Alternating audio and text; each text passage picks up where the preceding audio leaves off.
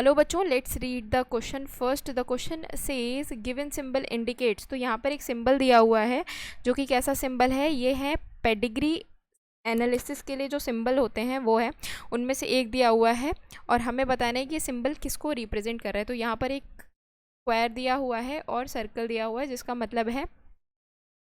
मतलब है mating. Simple यहाँ पर मतलब इसका क्या है, मेटिंग है। अब यहाँ पर पेरेंट्स दिया है तो पेरेंट्स के लिए ऐसा सच कोई सिंबल नहीं होता, तो ये गलत हो जाएगा। अगर मेल की बात करें तो मेल के लिए हमारे पास स्क्वायर होता है, फीमेल के लिए हमारे पास सर्कल होता है, तो ये गलत हो जाएगा।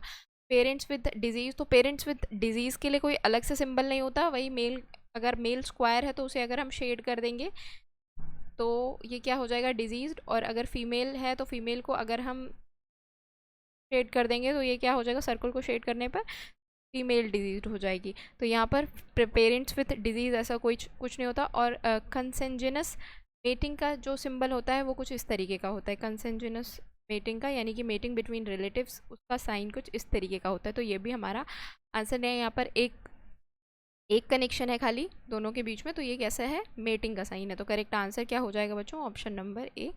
होप आप लोगों को ये सोल्यूशन समझ में आया हो। Thank you, all the best.